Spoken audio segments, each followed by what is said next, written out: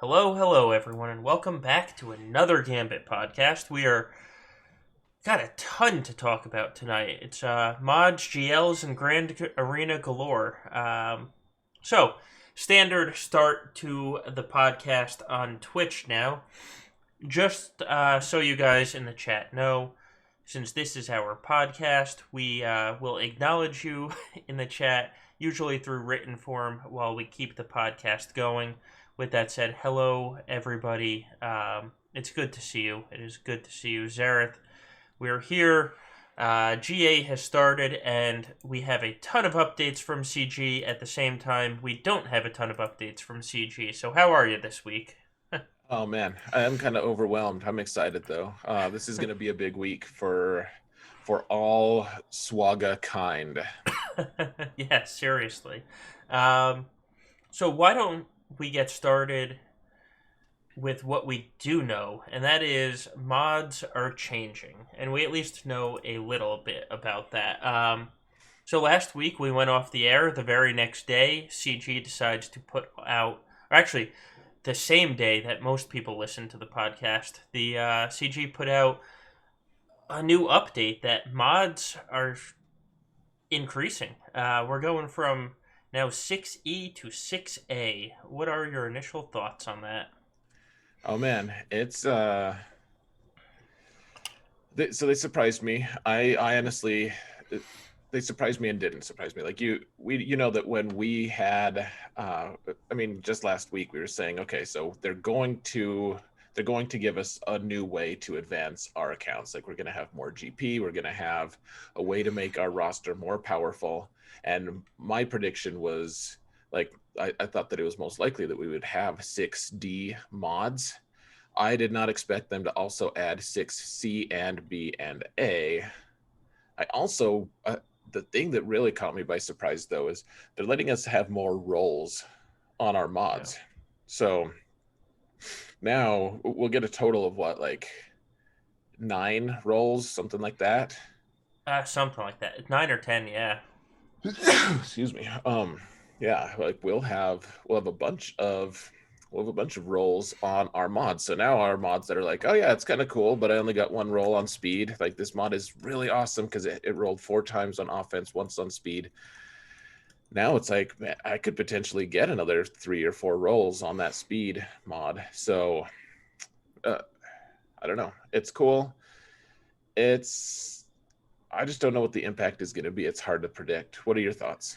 Well, I think it's going to speed up the game if it doesn't necessarily speed up your best mod set. Because if you look at my best mod set, which is currently on the Sith Empire team still, almost every mod on Darth Revan and Bastila already have 5 rolls of speed. So it might make them hit a little harder, but it's not necessarily going to speed up that team.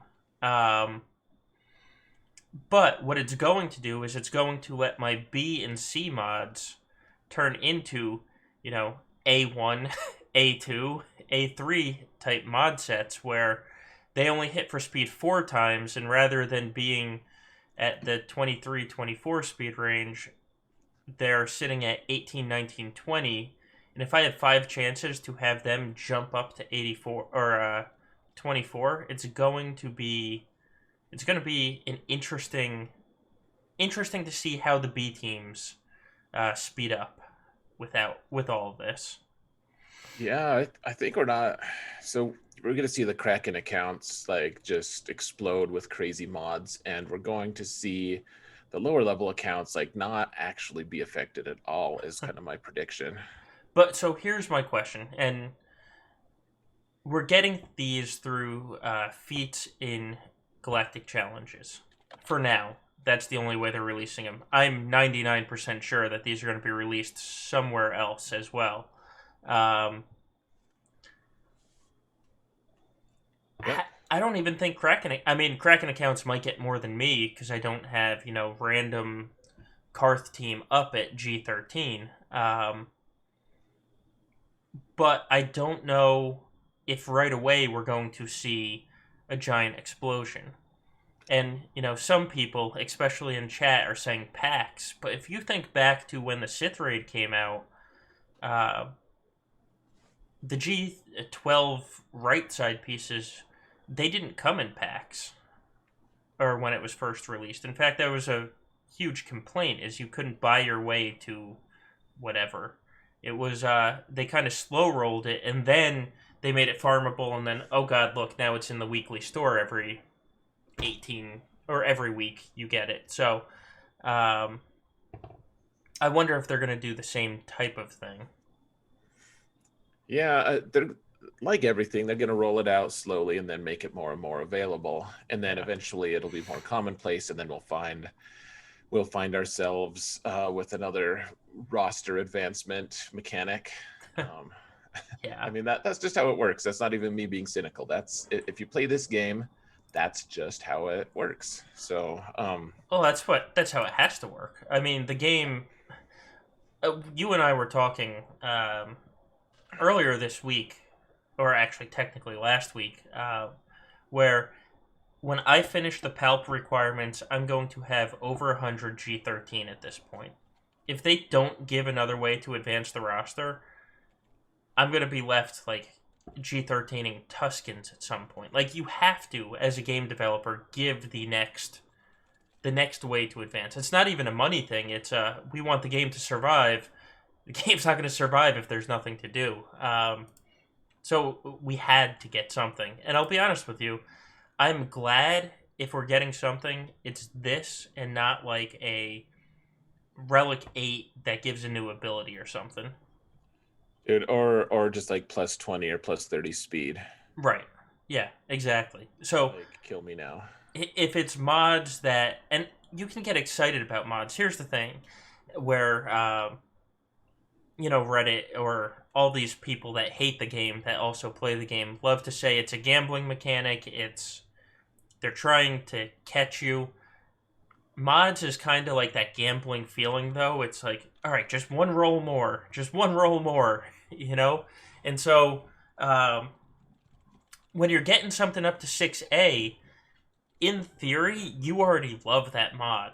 Like I can tell you, I already went through my roster and found like the first 6 to 8 mods that I'm gonna advance, and no matter how any of the rolls hit, I'm going to be happy because it's a mod with 20 speed and it's got an offense secondary and a crit chance secondary and maybe a protection secondary.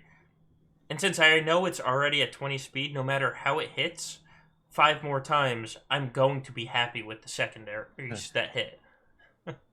Dude, cue the rage posts of people who show like 4 rolls on defense, flat defense, and 4 rolls on defense percent Oh god, yeah. on like a crit damage triangle, and I'll be like, why Right. did you keep rolling? Like you, you have 4 natural speed on that thing and no Right. offense. Like maybe stop wasting your stupid resources. Like Right. maybe Well, just stop with that. it's Um, it's the same people that roll a gray mod to blue. It still hasn't it only hit speed on that initial gray roll and didn't hit speed and they're like, "Well, maybe I'll take it to purple." You know what? If I take it to gold, it might get to plus 10. It's like, why? right. But why?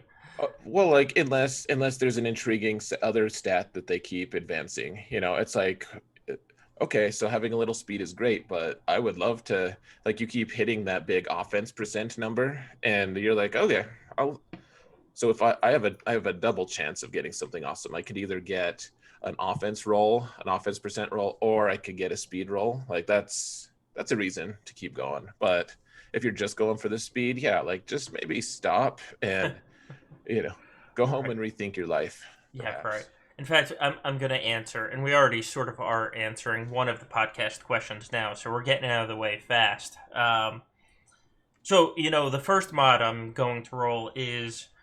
I wish I took a picture of it to show. Um, but it's my offense mod that's on Supreme Leader Kylo, the cross, and it's hit for speed 4 times at plus 23. It has defense secondary of 3.13%. It has a straight offense secondary that hasn't hit.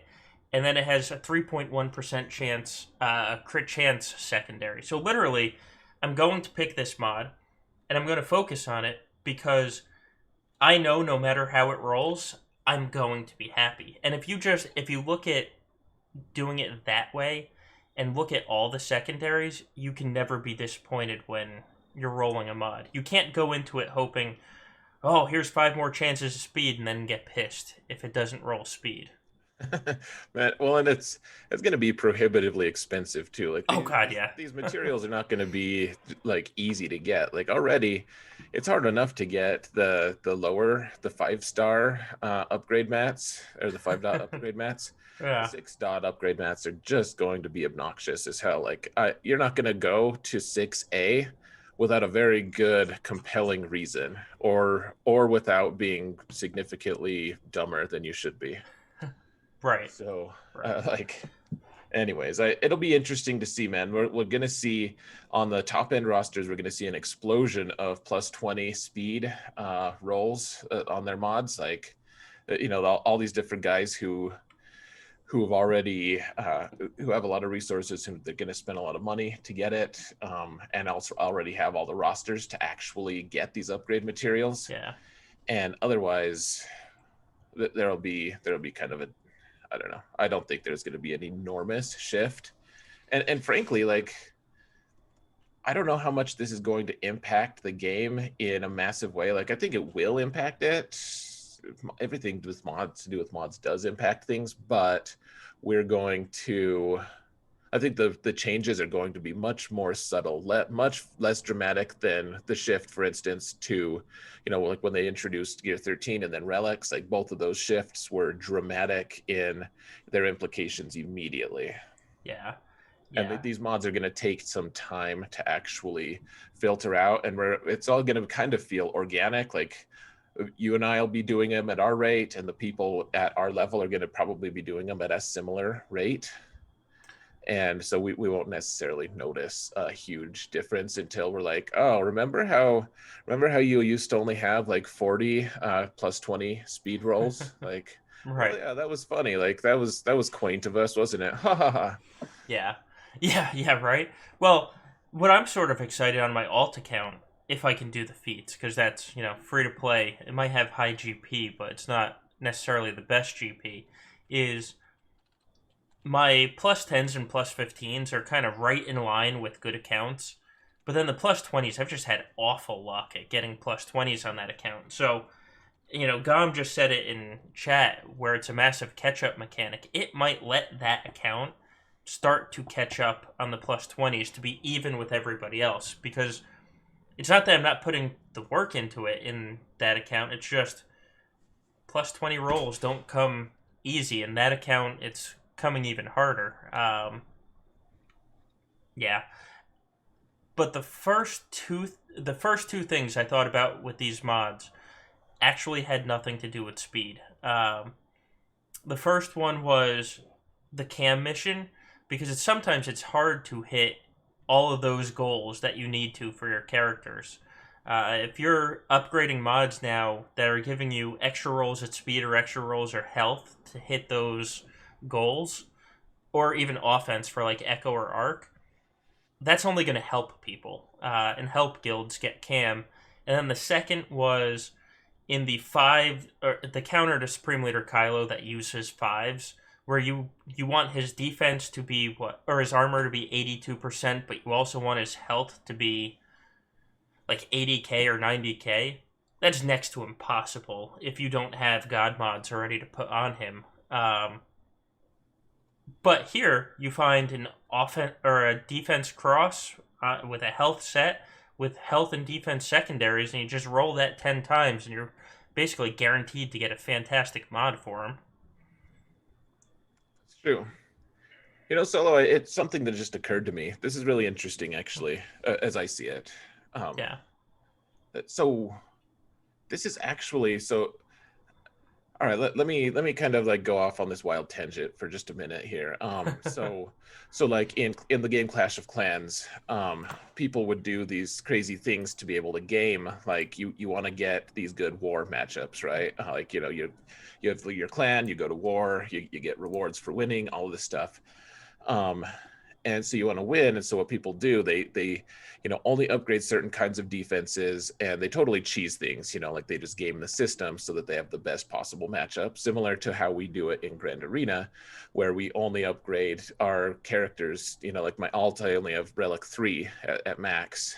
And so I get all these favorable matchups because I'm playing against people who aren't constructing their roster in a way that can match that in terms of just the top 65 or whatever. Everyone does that. A lot of the top players at least are gaming it.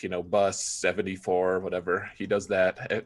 Everyone who is at the very top plays that game to some degree. And what happened in Clash of Clans, though, is like they didn't like that. They didn't like that people were just gaming the system like that, and so they started forcing people to upgrade things or to place defenses, and through different mechanics, and made it so that they didn't have certain upgrades available to them, like, so they'd be materially hurting themselves by not upgrading those things to make those war matches a little bit more favorable, or a little more equitable, or whatever, like more equal. Yeah. Kind of forcing people to play the game they want to play. And in a way, this is actually going to be doing the same thing. Like, I don't know if the developers necessarily have a stance about if you're gaming the system or not, but it almost looks like it. Like, they're if you want to get the highest end materials, you're going to need relics on your teams. Like, you're going to need high relics in a lot of cases. And so, like, if you want to actually update your roster past 6E mods, you're actually going to have to put some relics on your teams. Yeah. Yeah. I heard somebody saying, "Oh no, I hope you can't put these mods, or they don't gate it behind G13 for 6A mods." I kind of hope they do, to be honest with you. And I know newer players are going to say that we shouldn't do that, but you need something to strive for. If you are the guy in Division whatever that just wants to only work on mods and keeps their GP low, and say he has 5, 6, I don't know how he's going to get these 6A mods or the material from the feats, but if there is a pack and he only upgrades his mods, he'll roll through a lot of people in Division, say, 8, 9, or 8, 7, 6, 5, even 4. Just, if he makes his troopers faster than the Darth Revens that aren't that hard in Division 4, and apparently he can counter them, so we'll see. Right. It's going to be really interesting. I think it's going to change a lot of things. Forstu in chat is saying he wants to know what the GP increase we're going to see is, and that is actually super relevant. Oh, yeah. For, like, if we want to have our best teams have the best mods, it's like suddenly these characters, like, if they really tweak the increases, like, it could really mess up our top 65 or whatever. And by the way, just as another tangent, the different matchup bots, they need to start adding fleets to their calculations, because it's clearly taken into account by CG. Like, before it wasn't as relevant, but now fleets are extremely relevant. And like, when you see the matchups, when you see the bot, or you see the matchup GP calculations, like, it's totally off now. It is. I kind of also hope, and I don't hope at the same time, that the GP increase to go to like 6A is 1,000 or 2,000 from the total 6E to 6A, so all the way up. Because, like you said, if they have packs, the Krakens are gonna go out there and immediately just 3 teams worth of 6A mods. Let them jump up over me.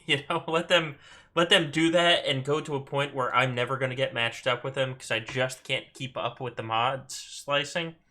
That way, everybody I'm facing has the sort of same set of mods as I do, or the same potential to have the 6A mods that I do.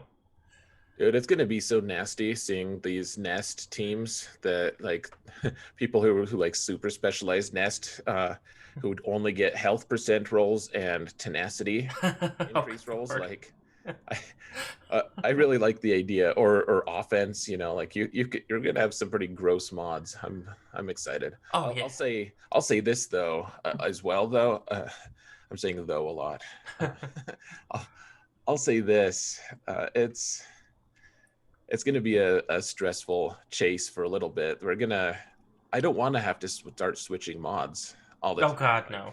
there's No. going to be some pressure now. People are going to be like, dude, you have good mods. I'll be like, it costs a lot of time and effort and headaches. Maybe Right. this will also come. They'll give us a surprise extra 500 mod slots or something on our storage. Oh, that would be so nice. Yeah. Yes. Please. Because the first time I have to switch mods, I'm going to be cranky. But, you talk about nest mods. You know what this actually... It made me think of my Chewy, because I've been threatening for like a month now to remod my Chewy, because right now he has, the 150 plus percent tenacity on him for the gas counter. And I haven't used CLS to counter gas in months, ever since Galactic Legends came out. And but if I can now turn his tenacity mods into the offense secondaries on him, so I don't have to remod, but I can just fix the mod so he has 150% tenacity, but he also has two or three mods that, have rolled like what, 6 to 7% offense at the same time. Good lord. That's like the ideal right there. Yeah, dude, I agree.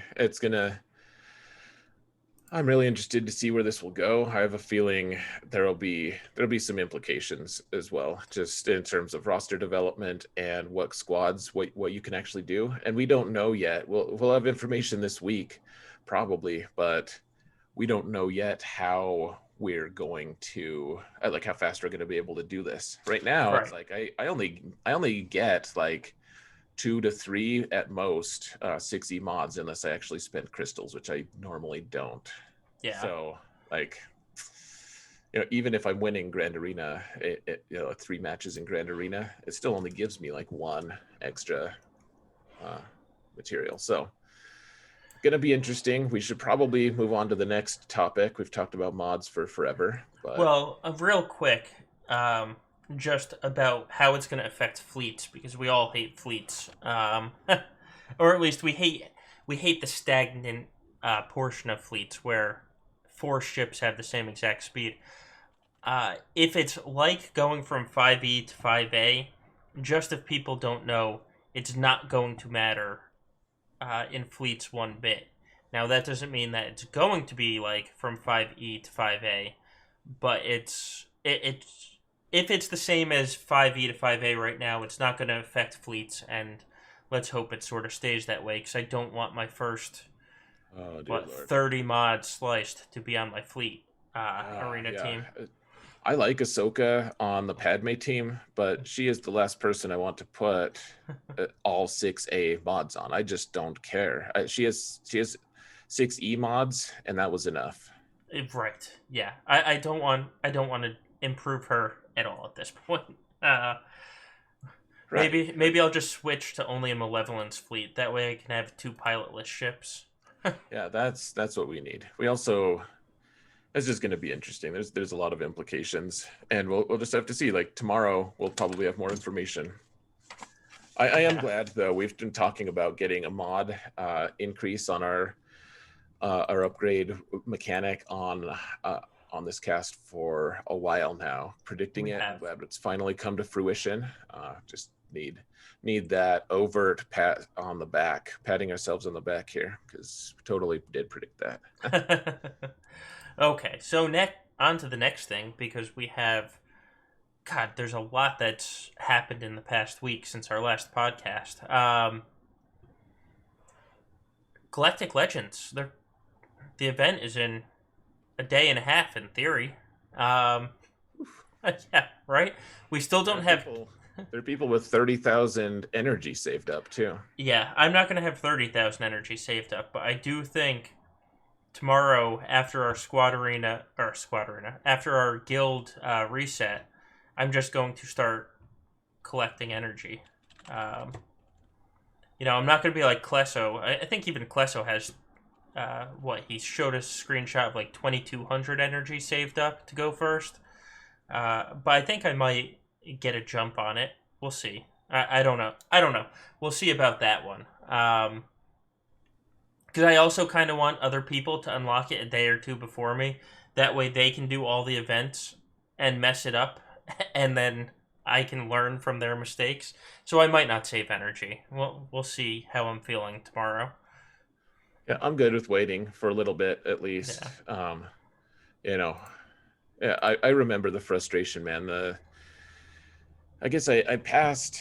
Let's see, I failed my first 2 attempts on the Kylo one until I realized the mechanic was just you can't let them get bonus turn meters. So if you just keep handing advantage to Hux, then you eventually win. Right. And then I didn't fail any, but I remember the extreme frustration of like failing that and then eventually failing the ultimate a couple times for Supreme Leader Kylo before he got all the buffs. No one should judge people who failed No. that Kylo mission, ultimate mission, before he got buffed. Like, feel free to judge people now because they failed on a way different level. But like that was legitimately like I wanted to throw my phone more than I've ever wanted to throw it because it's Yeah. like that's like a day at least of like extreme mod far or energy farming on those tickets, and then that's just wasted. Like Oh yeah. I'll be happy to have a couple days of people like making mistakes and then hopefully communicating that to the rest of the community and me benefiting from it. Like Right. I'll wait Exactly. for it. Well, luckily, like I said, Klesso has energy saved up, and his video on the Supreme Leader Kylo Ultimate is probably the best one I watched. And in fact, I never failed because of him and the Supreme Leader Kylo buff. So hopefully, Klesso makes another video and we can all learn.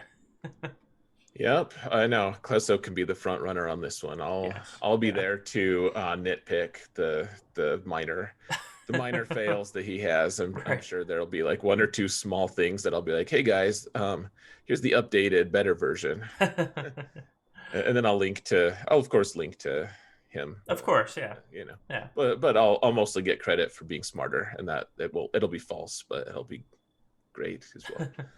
No. Yeah. And to be clear, guys, Clisso is a great guy. You know, and I am probably not smarter than him. So, Oh. Yeah. um, let's see what's the next thing. Oh yeah, we're still talking about About Legends. Galactic Legends. Yeah. Um. So So how close to ready are you, Solo? I I need about 16 salvage for a G12 piece on Mon Mothma, and then I'm ready. I haven't applied the relics yet. I'm waiting until after Grand Arena Lock to apply the relics. I'm going to be, it's going to be, oh, look, here's your matchups. And then I'm going to say relic, relic, relic, relic, and drop all the relics on them then, just so that I don't have them on my matchmaking GP for this Grand Arena. Um, but I should, my daily reset just hit. So as soon as we finish the podcast, I should have Mon Mothma G13, and she was the final requirement. What about you? I'm really close. I haven't actually looked at all this stuff. I am pretty close to just 100% that I have all the relic stuff available.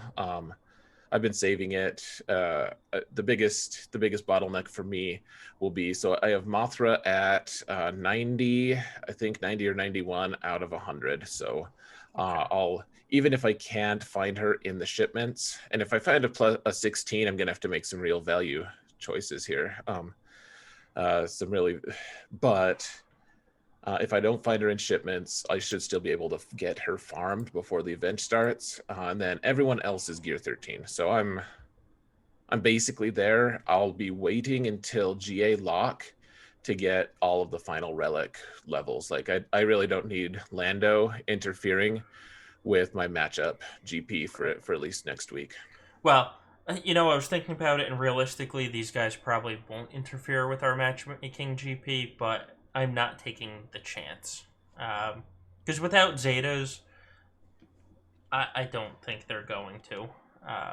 But like R2, I have him at R. I've had him at R4 for God almost a year now at this point. But I'm not putting him to R7 because that's going to inflate my matchmaking GP by like 3,000 or 4,000, and that doesn't sound like a lot. But when the matchmaking is only by a couple thousand or 10,000, I'm not messing with that.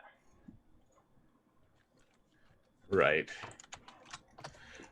Right. Yeah. Well, it's not going to be like the way I did with Ray, where I just got everyone to gear 13, and then like the week before, like I just like I got everyone ready right on the edge, didn't put any relic levels on, and then I registered for Grand Arena, and then I applied all the relic levels to all of them, and then went crazy hard on the tickets and got her unlocked before the next GA lock. Yeah. So I went from having like nothing, no footprint for Ray really, unless except for characters that I wanted to have at those gear levels and relic levels. And then I went from having that, from no footprint, to a fully relic 7, finished Ray. Like that's how to do it now in the current or in the current Galactic Legend landscape. That's not going to happen for this particular yeah thing, is my guess. yeah I'm going to rush to unlock him for sure. I'm probably not going to put the Zetas on until I get him. Probably, well, maybe a G12, because even a G12 Supreme Leader Kylo, he was a headache to try and counter if you stuck him on defense. So maybe at G12 I'll put the Zetas on. But as I'm gearing up Luke, I am not going to put the Zetas on until he's ready, basically. So we'll see. But I don't think, no matter what I do, I did the math, there's no way I have the ultimate ready for this Grand Arena. Realistically, I don't see many people having the ultimate ready for this Grand Arena. Maybe that guy in Maw that has 30,000 energy saved. But, I don't think we're going to have to worry about an ultimate Luke or Palp. At least not right away. Not this Grand Arena. Next Grand Arena might be a headache. Maybe. Yeah, we'll see. My guess is that the people who are dedicated enough to actually get ultimates are probably going to be try hard to the level that you and I won't see it this championship, but almost certainly to the next one. Right. And maybe this championship. Like, you and I will have the ultimate, within 2-ish weeks of the event starting, probably, assuming no mass catastrophic fails. Yeah, if you look at what I did for Ray and Kylo, it took about 5.5 days to unlock the Galactic Legend, and then probably another 12-ish to get the ultimate. So right there, that's 17 days. So if it's the same, I can probably get Luke done in 3 weeks, basically. A little less than 3 weeks. So that would be the start of Season 13 of Grand Arena. Gosh, 13. We need to hit the reset button on the numbering. There's people are going to be like, do I really want to play Championship 36 or something? Yeah, right? So it's like, wow, this is old. This game mode is super old. But yeah, we're people are asking if we have the Zetas saved, and we do. We have all the Zetas. I even managed to put one on POW the other week, and I'll still have enough. Same. That's at this point, our old guildmate Cap used to call me Zeta Base because I led the guild. I still lead the guild in Zetas. I always, and you're, right next to me. It's just a question of, did we apply the same amount? Usually, when you look at the comparison. Right. So we're not in the same guild anyway. My alt is a little bit behind you. Yeah, I would hope so. I'm gaining because I don't lose matches on my alt. So eventually I'm going to have more Zeta mats. You'll have more Zetas on the alt than on your main at some point. My alt is slowly gaining on my main. Is knocking obnoxious as hell. But Uh, yeah, I usually have 3 Zetas just saved up, just in general that I haven't applied for any new characters that get released. So they announced the Galactic Legends, and I just had to save up 3 more basically. And then, like you, I applied the POW Zeta before GA lock last week. I did it, and then I have not used it or Oh, even come really? close to using it. So, Yeah, Momo's but been on it's defense for me every day. Uh, yeah, my pal's still gear 11, I think. Maybe he's 12 now, but that squad isn't ready. It isn't Grand Arena ready for me unless it's a desperation squad. So, yeah, um, anyways, though, like we should. So let's briefly talk about the what the rumored kits are. Oh, they're not sure. rumored exactly. Like They've there's hinted at so kits. on the yeah they went on the what's it the Galactic War Galactic War report. Report. Yeah, Um, and we need to get them, we need to get the devs on this podcast is what we need to do. we do. But they went to Galactic War Report and talked a little bit about what the kits are going to be in general. And it's kind of like we predicted, at least in terms of Luke. Like, he's not going to have a lot of hitting power. He, like, a summon stick might actually be an ability. We don't know, but like he's mostly going to be like a trainer guy. He's going to make Jedi better, is Yeah. what they say. I'm guessing he's going to be able to train other lightsiders. Probably going to make Zalbar obnoxious as hell, because every Zalbar is going to be great with every light side Galactic Legend probably. Yeah. And anyways, I think the most interesting thing is they have like a different form that they hit when they reach their ultimate. Right. So here's my biggest question, or what I'm most interested in, because the devs said that they've tested the new GLs against the old GLs, and in theory, there's a counter to everybody that they found. So hopefully that does ring true. You know, their suggestions on teams to use aren't always the best, but hopefully it is true that Galactic Legend Luke counters Kylo, but Kylo counters Galactic Legend Luke. You just need to find the right team. Um, but what I'm most curious about is their ultimates aren't like the Kylo or Rey ultimates, where, Kylo's ultimate, he does the big hit and then he's damage immune for 1, 2, or 3 turns. Rey does becomes damage immune and then she comes out and does a big hit. It doesn't sound like that's what their ultimates are like. It's more of they transform. So I'm curious how they survive the initial ultimate to then kill the other Galactic Legend. Because a lot of these GL battles are who times their ultimate right, and then you kill the opposition. Because my Rey, and every time I counter SLK with my Rey, it's Rey getting the killing blow with her ultimate, and you know, Kylo's not exactly the same, but him being damage immune for 3 turns really does change the battle. So I'm just curious to see how the new GLs counter the ultimates on the old GLs if the new ultimates are different. Yeah, so someone in chat said this, and I was about to say it myself.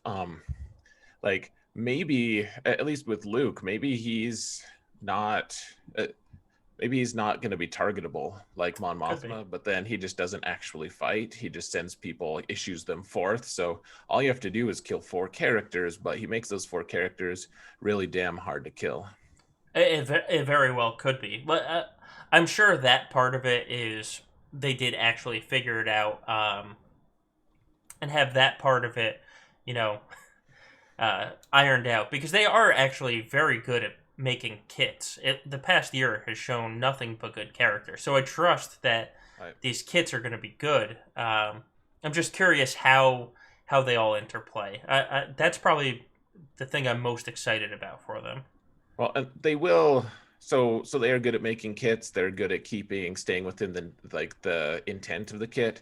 They Yeah. also do little adjustments. I Yeah. predict that we'll get a couple. I don't know what they'll be. Obviously, we don't even know what the kits are, but we're Yeah. going to get some kind of a tweak to the kits. Right. And if it's a little tweak, you know, that just kind of happens when 400,000 people play with a character, in one day they get more playtesting hours than if you had 100 playtesters test it for 2 weeks. So those little tweaks I think have to come. It just hopefully it's not a big tweak like, oh, by the way, we're adding 30 speed and you can't be crit hit. Good luck, guys. That was a pretty egregious one, but Yeah, to be fair, I think once the dust is settled, I don't think anyone is necessarily hugely complaining about that. Um, I did for a it month and a half until Luke came out. I mean, it's frustrating, but I think now, so in a year, people are just gonna assume that that's I don't think that it's a huge, enormous, ridiculous balance shift. Like in the Yeah. moment, yes, it was catastrophic. I think it was dramatic, the change.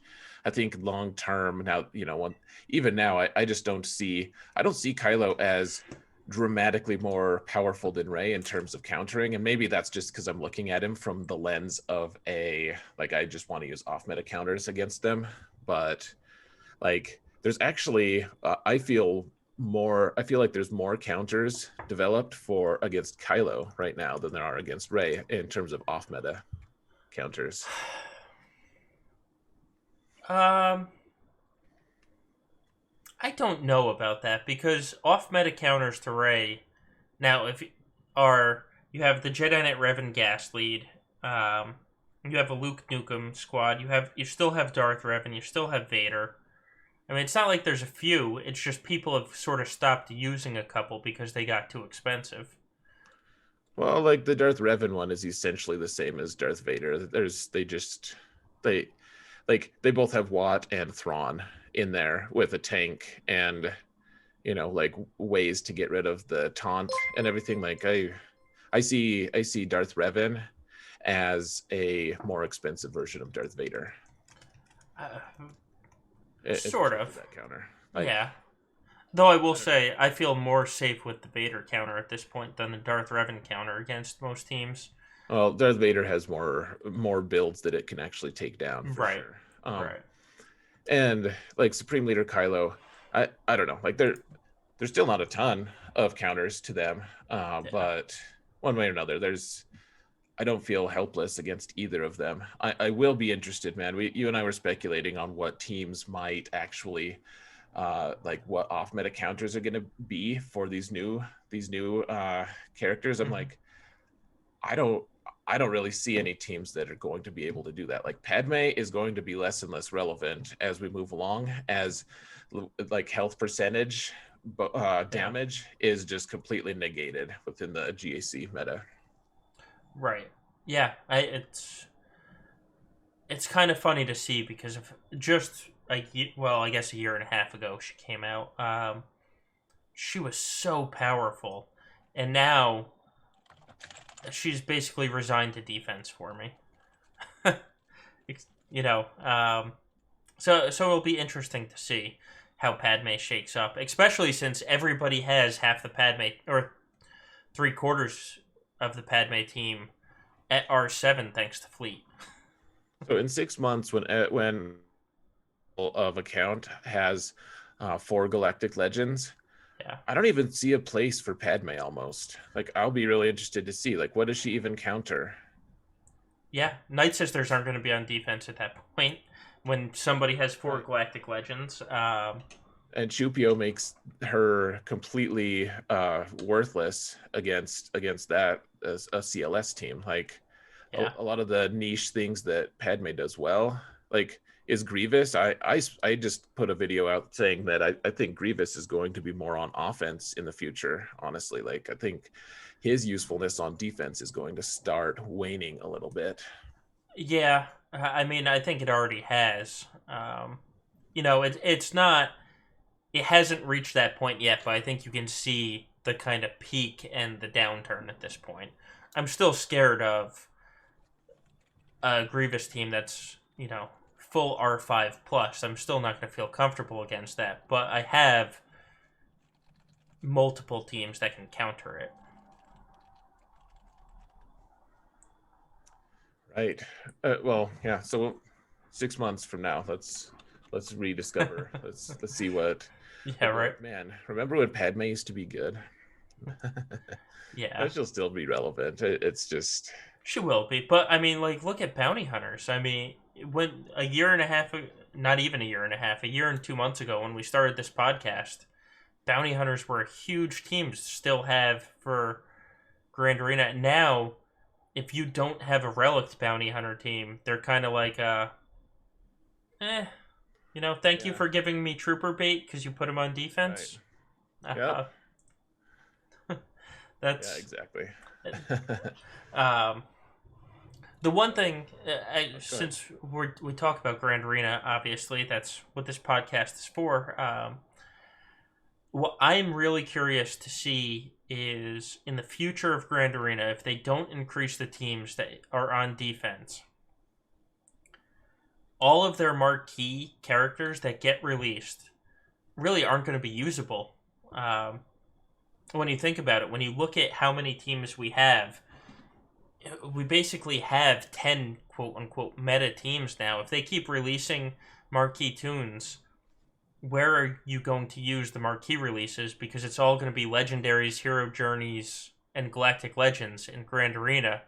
Um, I think they have to find a way that people are going to want to use the marquee tunes because that's how they're going to make money. So I wonder how that's going to play into this when you talk about people having 4 galactic legends plus then a gas and a Darth Revan and a CLS with Chupio and etc. etc. Right. Like we're gonna have to have just bigger grand arenas. Like Right. we're just gonna have to have. I mean, if they expanded, just if it would be a huge challenge. I mean, a huge shift. Even if they went from 7 teams on deployed to 9 right now, like Oh yeah. that would make so many more teams relevant. If we go to 9, you're going to start to see like a Rolo team, just the G13s on my defense because there's just no way to avoid it. And I actually would like that because it's going to add variation to the Grand Arenas. But hopefully, when we get a new Division 0 or Division 1 or something one day. Hopefully, that'll happen in our next update. I doubt it, I but doubt it too. I hope it'll be soon because it is well over 100,000, easily over 100,000 in Division 1. And it's only Yeah. going to get bigger. You can't go back divisions. Right. Well, I was ranked, before I placed defenses, I was ranked 102,000 Yeah, this sounds Grand accurate. Arena. So that's, womp womp.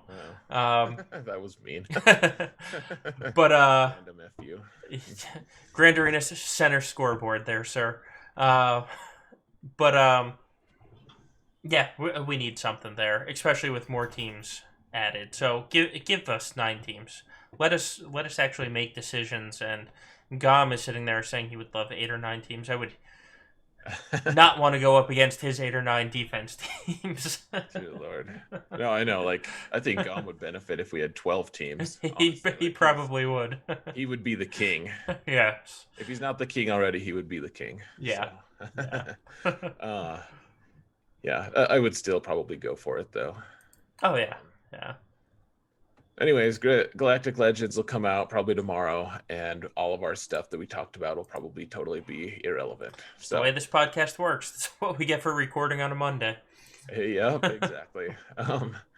So, let's see. Uh, so What next are we up gonna is talk? actually talking about Grand Arena. Okay. Weird. So, real quickly, before we get into our Grand Arena, this is the first Grand Arena with 2 ships. We've had 1 week of it. In that 1 week, what have you noticed? Ah, so people are more and more adept, and this is for my main. So Yeah. like basically 7 million GP. So I I realize that that's unapproachable to a lot of different accounts and whatever. But for the level that I'm at, I've noticed a ton of people. Most of the people at my level have at least some off meta counters developed. Like everyone I faced has had both Galactic Legends with ultimates and Jedi Luke. Like that's just a granted. Now the thing I check on their roster actually is if they have a 7-star Chupio that's relic. Like that's the first thing I look at on a roster. And the other piece is how developed are their fleets, and fleets are more relevant. I've had, you don't know how many people have sent me I hate fleets in all capital letters through DM like this Yeah. last week. I bet I have like almost 10 people who have sent me some version of I hate fleets, and I'm like, I used to, and now they're really interesting. What have what have you Rampam. noticed? um, so He's one. He wasn't one of them that DM'd me, but yeah, I yeah, saw his post. he did post on the GA Center uh, results page. Um, so one of the things I've noticed, and a lot of people have been talking about how they're placing Negotiator and Malevolence and etc. My best defensive team for fleets right now has actually been the Akbar team with double tanks. And granted, I haven't gone up against anybody with a 7-star finalizer yet, but I don't even have a Biston. I don't even have Biston on the team. It's been Akbar, then Falcon, Biggs, Y Wing, then Phantom, Wedge, Ghost, and some random ship off the bench because I'm keeping Cassian for offense. Nobody has scored over 56 banners against that team, and I've gone up against at least two of the players I went up against were very good players. There's one of them is from Gom's guild of Wolfpack. One of them is from your guild of Hoth Ski Patrol on your main. Both are good players. Neither scored more than 56 on fleet. In fact, I won. We'll talk about it a little bit in the next segment, but I won one of my battles strictly because he got 51 against my Rebels fleet. And then I faced that fleet on my alt, and I got 56 against it. So, um, you know, I know people are placing Negotiator and keeping the Rebels for offense. I don't think you need to. Well, I mean, you can still place Negotiator, but if I think the best defense would probably be Negotiator and the Rebels because my Rebels are causing trouble, and I've seen that from a bunch of different people. It's not just what I've experienced. I've seen it from other people on our Discord server too, where the Rebels are doing work on defense. So I think the jury's still out on that. I wouldn't go too strong with that. Would be Probably. my advice, because uh, my experience. So all of my opponents placed rebels this week on my main, and granted, I had a 7-star finalizer, and I don't know if the speed on that probably is very significant shift, but and granted, they also didn't have Biston on their starting lineup, so maybe totally different, but I just crushed those rebels so hard with finalizer. It wasn't close. Like I got over 60 banners every time. And my guess is that I would have been able to, not in like a talking crap kind of way against you, but like my guess is that I would have been able to do the same against your rebel fleet just because you didn't have Biston on there. Yeah. I don't know how Biston modifies that interaction, but like if Biston is similarly marginalized by finalizer, then I think the rebel fleet right now is good until people start getting 7-star finalizers, at which point Right. rebels will stop being as strong. Oh yeah, and that's why I did preface it with I haven't gone up against a 7-star finalizer yet because I do know that changes things. But I think for the majority of the people out there, they're not going to have a 7-star finalizer for at least 5 more months. Because I think most people are right at the entry to 6 stars right now on finalizer. And you talk about like the people in Division 2, that have also been suckered into this double fleet, where they might only have one GET1 ship, and they're not going to have Biston leveled up. Rebels might be a good solution on defense to them if they only have one GET1 ship.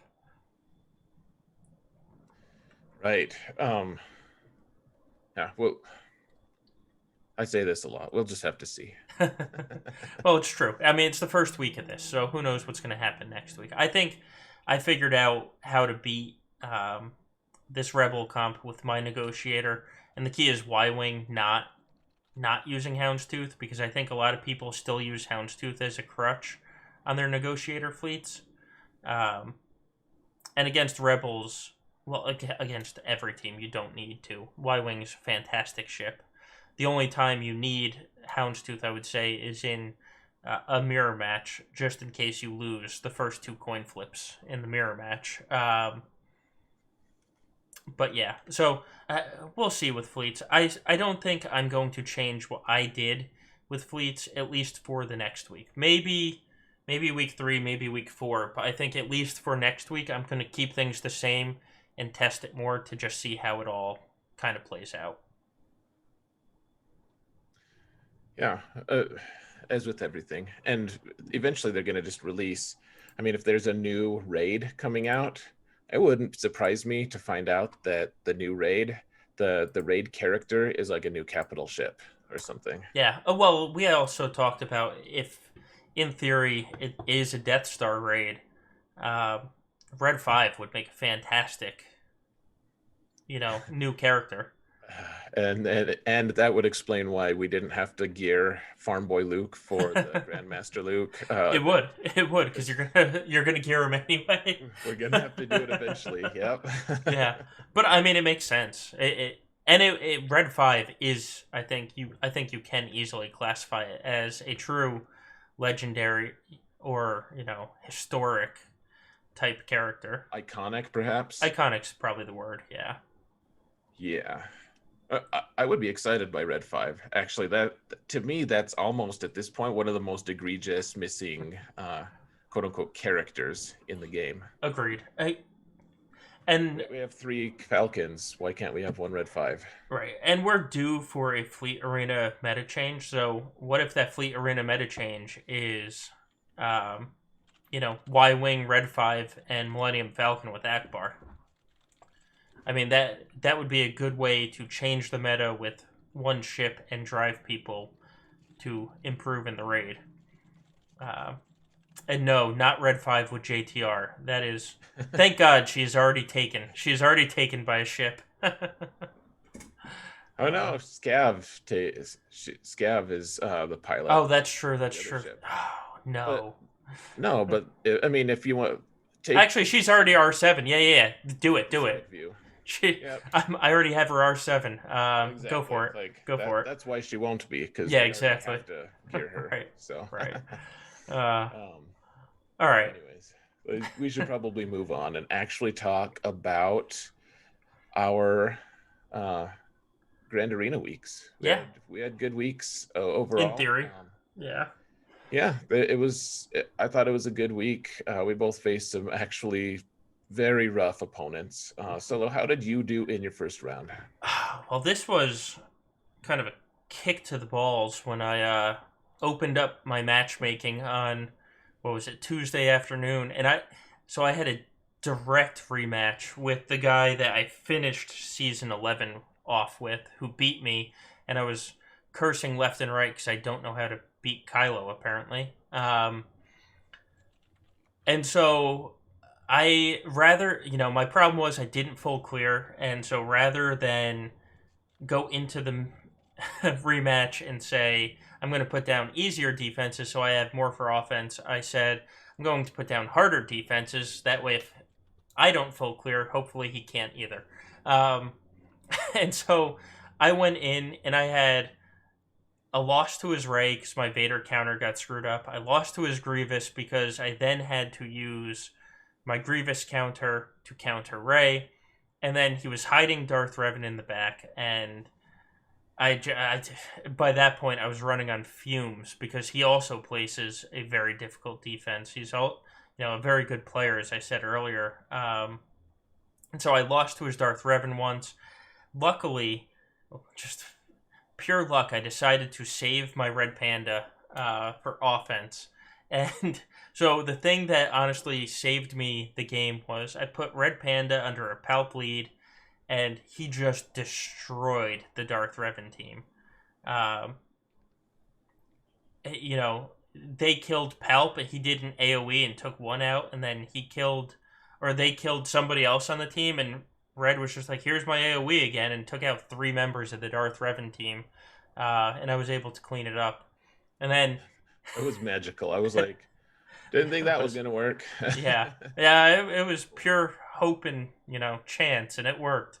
Um, but then so my opponent attacked almost immediately after my stream was over, and so I was watching your stream, and then I was watching him attack at the same time, and he full cleared my bottom, which was CLS with Chupio and my Darth Revan and Supreme Leader Kylo and General Grievous. And I was like, oh crap, this is all one shot. I'm screwed. But then he got to my Padme. Actually, we talked about Padme earlier, and she has no uses. Well, a G12 plo job on the Padme team somehow saved me and messed up his Padme counter.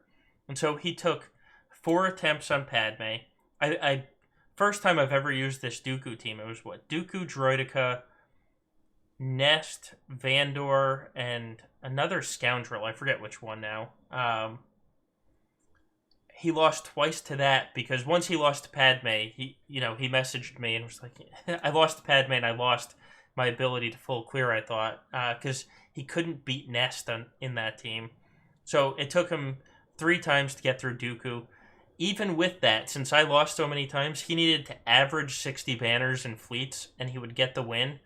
And he went up against my Rebel team, and he got 51. And then he went up against the Empire, and he did try to undersize it, and he got the win, but he only got 67 banners because they were able to steal some protection. So I won by 2 banners. So I got my revenge. So that was my round 1. How did your round 1 go? Your round 1, dude. That was so epic. I was cringing so hard for you. Just the fact that we had you had to have a rematch against the guy who that round was super rough. Nothing against you or how you played. I just I felt so bad that you had that situation. And so just as a side note, I love that you got the win, you made your adjustments and got the win, you could move forward. And my match was a total laugher. It was against a dude named Booger. And that was maybe the most notable thing. All of his teams that he set were I don't know. Nothing against him. He's way more casual than me. He actually played though. He set teams, he attacked, and he couldn't clear me, and I just demolished him really, really, really hard. So that was basically it. His teams weren't good. I was very efficient. It's nice to start a round off pretty good. And then he actually messaged me in game. I initiated a chat with him at the start of the match, and he was, he read my stuff but didn't respond. He entered the chat but didn't say anything, and I was like, I guess not, whatever. And he was like, sorry, busy kids, and then he just exited the chat. I was like, okay, well, I don't have any reason to be nice to him on the stream. So, it's always nice to feel free about that. And so then he eventually did watch it, apparently, and he messaged me back, and I was like, oh, he's going to just tell me what an a-hole I am. But he's like, sorry, I didn't give you a good match. We were trying to get our kids ready for vacation, and I have, it was the day of vacation, and I barely had time to attack, and so I just threw teams in there, and so sorry. And I was like, oh, all right, well, very well then, forgiven, I suppose. Yeah. Not that he had anything to be forgiven about, but that was about the most notable. It was all the little mini side drama, but it was fine. the other two matches were much more interesting in my opinion. How was your second match though, Solo? I feel like your first match was almost in a way like your group finals, Yeah. like we had talked about that initially, at least because of all the relative levels of lifetime banners and everything. But we'll talk about that more, of course. How was your second match though? The second match was the smallest reprieve in this week. Let me tell you, first week is supposed to be the easy week where you go against people that don't care. That did not happen this time. So went into the second match. My opponent puts the same thing on defense every time. He um he always puts Padme on defense. He put a Grievous Newt on defense, and then he puts Jedi Knight Revan with Jedi Knight Luke on defense because the team doesn't have the relics to be the Supreme Leader Kylo counter, so he puts it on defense thinking people will struggle to beat it. I did not. I full cleared in one shot. I mean, it wasn't a difficult defense at all. And it let me put an even harder defense down because I knew what he was going to put, so I just kept counters for his 7 teams. So I one shot everything, and then he was able to actually one shot everything, which isn't surprising because of how much he kept for offense. But he lost 57 banners while doing it, so he only scored I think 2085. So it looked like he actually lost the fight when he didn't. So I got the easy win there.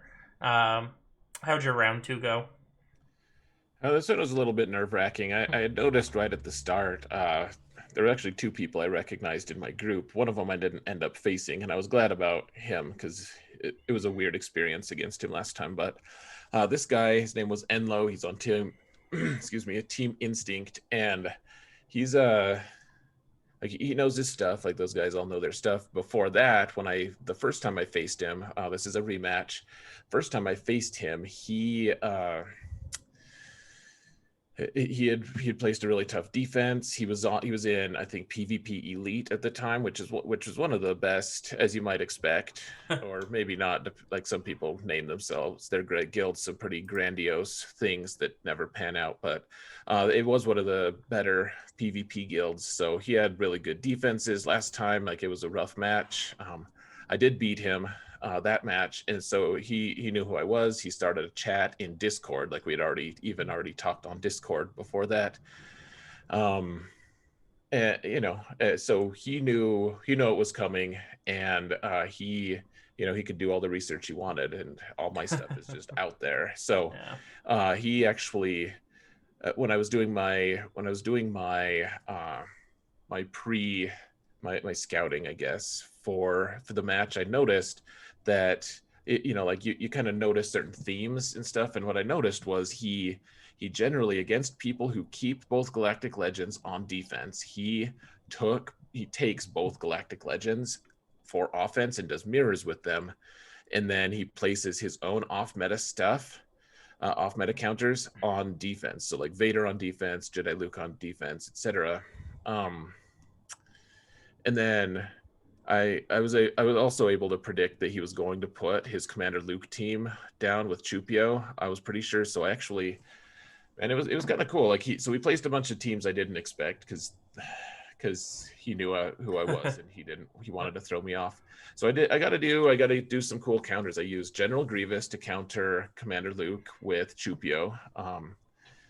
And that worked out very nicely, very controlled. As long as you have Newt on the team, it's extremely viable. And then I also used Night Sisters against Jedi Revan. It's fascinating. So he did keep both Galactic Legends. He didn't end up able to clear me in the match, and I was able to one shot clear him.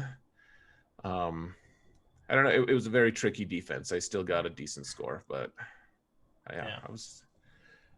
So I won, but it was a lot harder. And of course, the next match was looming ahead of me with a guy with super high lifetime. So, Of course.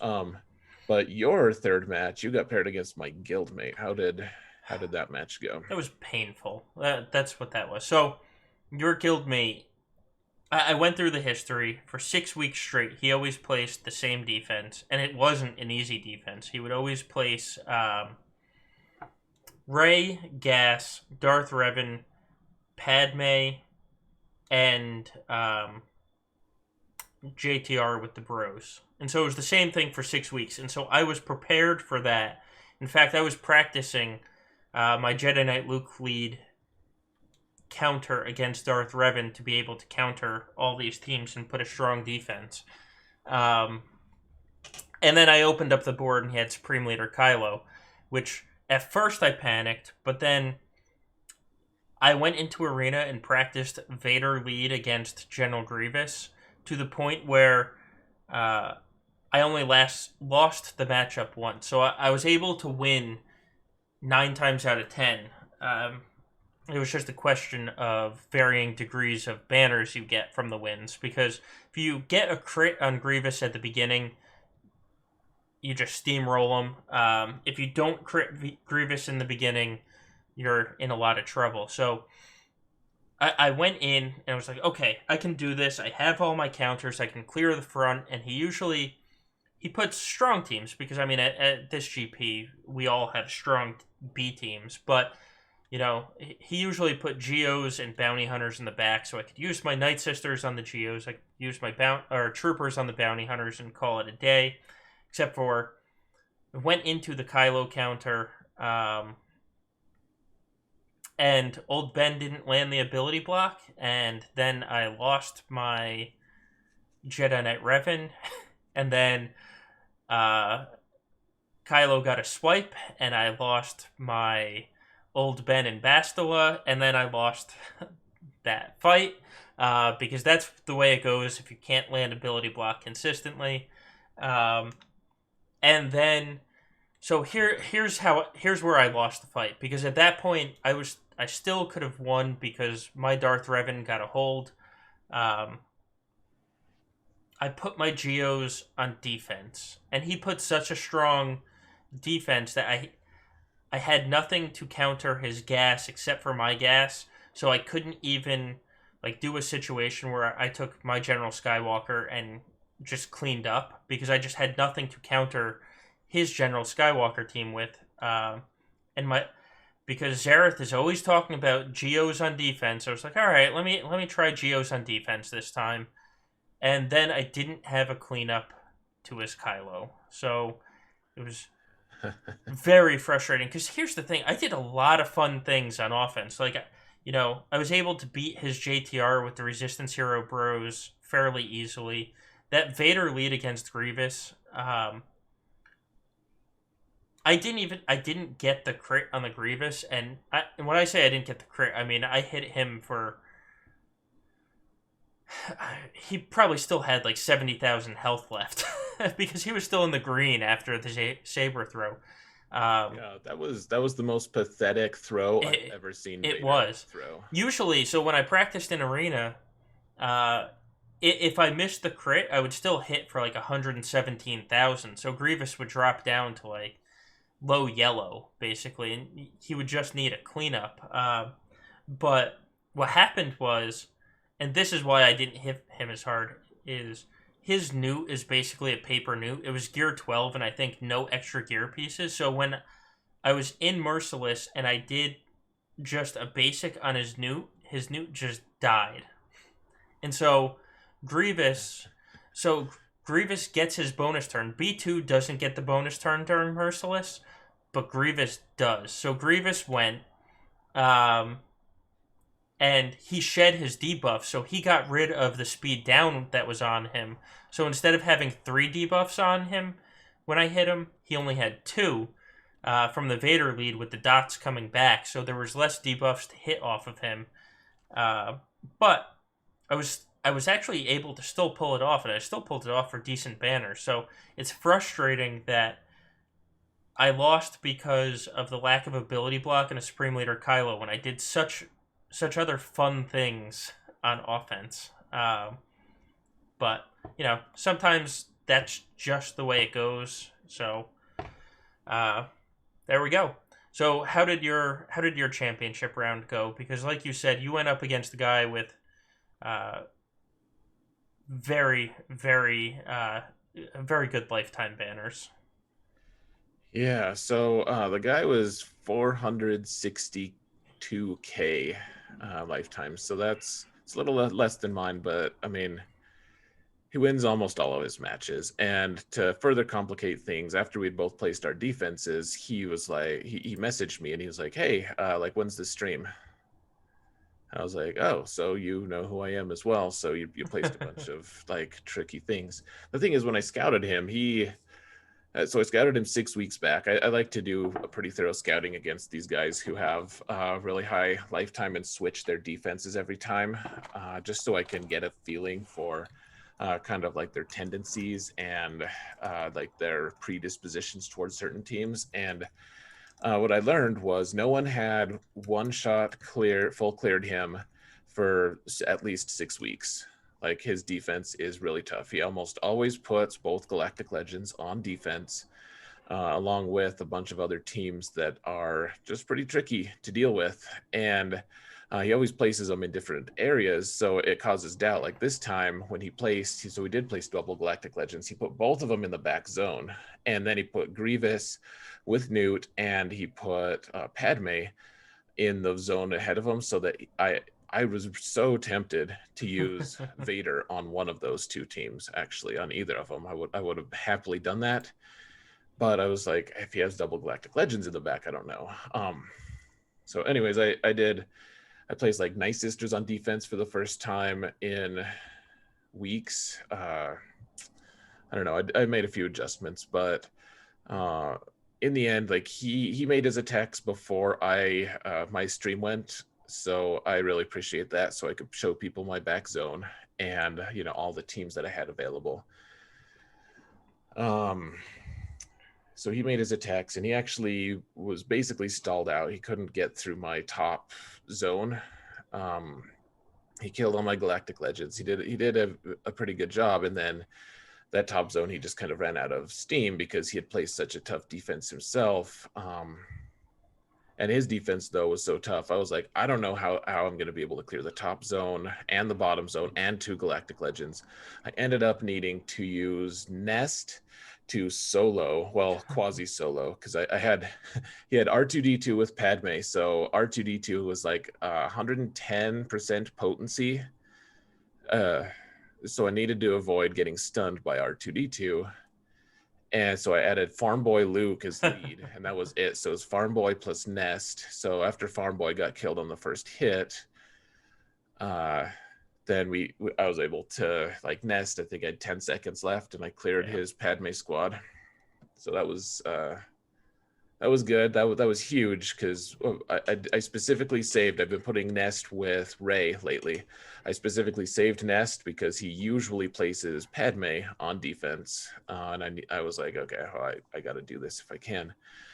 So once that happens, like, if you can use Nest to solo a team, that opens the doors pretty wide to be able to use the teams that you want. So then I was able to one shot the rest of his teams. He did have a really tricky Ray team with Malik at 180% tenacity. I was able to Vader it just barely, and I didn't get great banners on almost any of my attacks, but I did one shot clear him for the first time in at least 6 weeks that happened to him, and gave him a loss which also rarely happens. So pretty intense match. It was cool. Like, he actually came to the stream and was like talking about his attacks, and like, it was fun. Like, he made it a lot more fun. Your opponent absolutely has a lot of power over your gaming experience, as I've noticed over the course of time.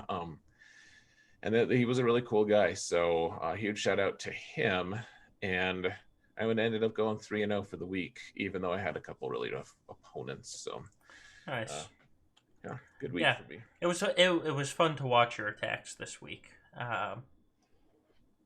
Because thank you. You went up against some difficult people, at least in round 2 and round 3. Round 1 was kind of a gimme, but your next two were just as stressful as mine for 2 and 3 fights of mine. Which, it's week 1, people. It's week 1. Give me the easy matchup. No kidding. I was like, guys, you need to stop. This is week 1. Right. Give me more boogers for my round 1. Right. Exactly.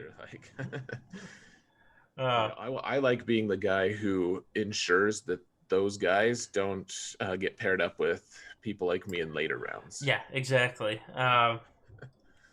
Oh well. All right. Well, we got through week one. Hopefully, week two will be calmer than week one was.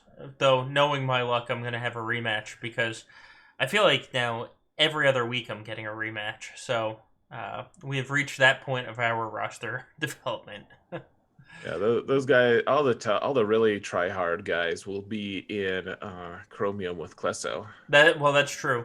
Klesso, I was watching Klesso claim his feats today, and I couldn't get to the keyboard fast enough to yell at him. I was like, no, and there he did it. So, I know uh, he claimed defeat too early, and now he'll be in Chromium. yep, And there it is. hopefully that'll help. That'll open the doors for us to take number one in GA Center. Yes, yes.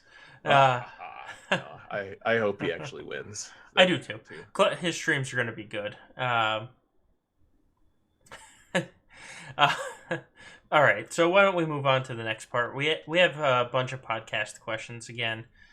This week we have a little more time to answer them. Ironically, so let's get into it a little bit in this next segment. So I'm gonna skip the first one and we'll answer it last because that one's probably gonna take the most time. So electrium conductors, the second to last piece, the ones that use a very restrictive amount of gear 12. This is for relics. Um, are What is the most efficient way to go after them? Even the crazy expensive packs give very few of them. Buying them in shipments is limited, and the gear farms suck. So how do you go after those pieces? I mean, there's not an easy way, really. Like Yeah, finish top 10 in your raid, that's honestly. yeah. Pray that I get them in my top 10 Sith rewards. I will say on my alt, I was farming them for about a week to get Jedi Knight Luke to R7. Um, there's just no good way to get them. I wouldn't buy the packs honestly because I don't think those packs are quite worth it. Um, I you think they're okay for their crystals. Like, well that's it. They're okay. It's not that it's like the Zeta bundle that just why would you buy that? It's um, they're just eh eh you know that kind of reaction. So I've never right. bought them via packs. Uh, Right. Well, oh yeah. So I have just because if you want to cut corners and get them quick, like they're about the same value, I think, as but just buying the gear for yeah. like. So I would say it's as good a way as any. Like being patient sometimes works. Like I Yeah. would say like just really trying hard to stay at relic 5 and below. That's probably just Right. a good principle to live by anyways in general. Like some characters need 7 and 6 and 7, but for the most part, like if it's a good reminder, like, hey, why are you upgrading this character to relic 7 or relic 6? Like, do you actually need to do this? Right. Like it actually stops you from doing that.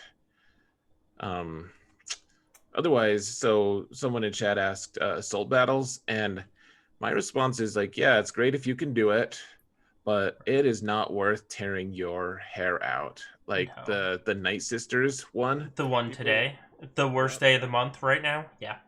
yeah, the one that you need to be able to use Night Sisters on, because apparently Phoenix, even at high relic levels, can't even come close to finishing it. Yeah.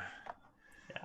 Apparently, though, it, like so the Night Sister one, I don't know if anyone's even beat the third tier or even tried, but even the second tier is so perversely difficult. Like you have to remod your DACA to have crit Yeah. avoid and do all this stuff. And I tried for like an hour one day, got kind of close to beating it, and I have all relic Night Sisters well modded, still couldn't get through it. And I was like, no reward is worth this. No. Yeah. I today, in fact, in our one of our private chats on our Discord server with only a couple other people, I was cursing up a storm just because it took me an hour to do tier 1 today. Took me an hour because every time I would get in and the stupid B1s would die of plague in Wave 3, and so I couldn't line up Talia's turn meter right. And then I finally got it one time. Line up Talia's turn meter perfectly, so she goes right after um, Sidious, basically. And Sidious did a basic on his opening move, and then did the AoE on his second turn, and then the turn meter was all messed up, and I lost. And I was, you know, I don't like throwing things, but my phone got very close to being thrown against something. And that's tier one. That was tier one or challenge one, whatever it's called. Like that wasn't even tier two of it. It was just absurd. Just because I couldn't get the turn meter to line up the way it should. I don't even try tier two at this point. Like I just don't even bother because it's just not worth it. No, I do tier one. I can beat that the first try, but my Night Sisters are a little stronger than yours, more developed. Yeah. That being said, I do fail that every once in a while. In fact, just because if your Daka dies, like he does the healing immunity, and Right. that screws Daka so bad. It does. It does. And then And when then she dies to dots. That's the worst part. Yeah. Right, this last match, actually, what happened, like earlier today, I was doing the event, and Daka died, and all I had left was Spirit and Zombie. But because I had Talzin lead, I did so many assisting attacks that I eventually got everyone. I got what? I think I got Talzin. Yeah, so Talzin revived like on the final hit against Sidious, and he just like kept doing basics and missing against Spirit. So I was like, okay, I guess I'll just see where this goes. So I went into the next round, into the next zone with just Talzin and Spirit and Zombie, and then I did a mass assist with Talzin, and it killed someone somehow. And so it brought someone else back, and then it brought Daka back, and then Daka got a turn, and I revived someone else, and I was like, "Oh, easy." I guess I'll continue, but it's sketchy AF if you don't want to remod and get all crazy. Right. It's fun. I get it's not fun. It's not fun. There's nothing fun about this event. Like some of the other assault battles are fun. This one is just torture. And then you get 3 of this piece, and you need 20 for 1 relic level. So right, exactly. Assault battles. It's like if you can auto the first one or the tier 2, great. Yeah. If you can't, it's not worth it. If you think it's fun, then do it because that's what you should be doing anyways. Yeah. And otherwise, just move along. I haven't attempted after that like hour-long attempt I did that one night. I haven't upgraded my Night Sisters for a while. No. I'm not gonna even consider doing it unless they start, like you had speculated, maybe tier 3 of these assault battles are gonna start having the mod upgrades. I probably still won't do the Night Sisters. I won't even consider doing the Night Sisters if we have to get through tier 3. I don't know. I don't know if anyone's even beat that actually. Yeah, I don't know. I will.